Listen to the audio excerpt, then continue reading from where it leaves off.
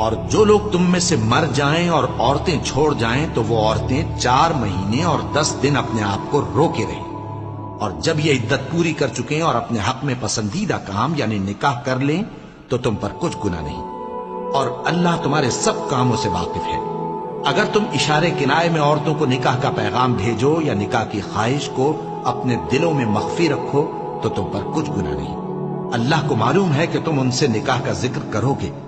مگر ایام عدت میں اس کے سوا کے دستور کے مطابق کوئی بات کہہ دو، پوشیدہ طور پر ان سے قول و قرار نہ کرنا، اور جب تک عدت پوری نہ ہو لے نکاح کا پختہ ارادہ نہ کرنا، اور جان رکھو کہ جو کچھ تمہارے دلوں میں ہے اللہ کو سب معلوم ہے، تو اس سے ڈرتے رہو اور جان رکھو کہ اللہ بخشنے والا ہے،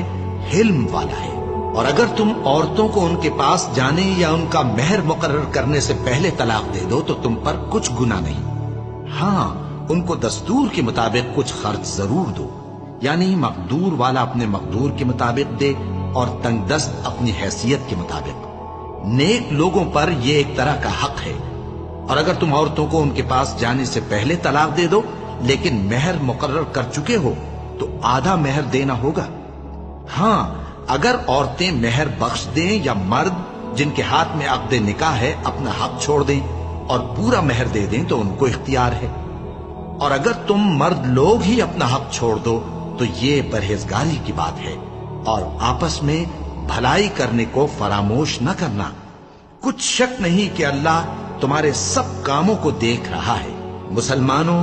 سب نمازیں خصوصاً بیچ کی نماز یعنی نماز عصر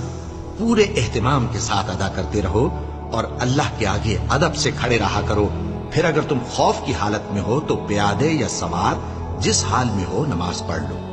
پھر جب امن و اطمینان ہو جائے تو جس طریق سے اللہ نے تم کو سکھایا ہے جو تم پہلے نہیں جانتے تھے اللہ کو یاد کرو۔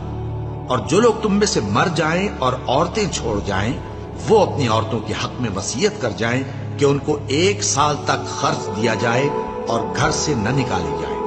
ہاں اگر وہ خود گھر سے چلی جائیں اور اپنے حق میں پسندیدہ کام یعنی نکاح کر لیں تو تم پر کچھ گناہ نہیں،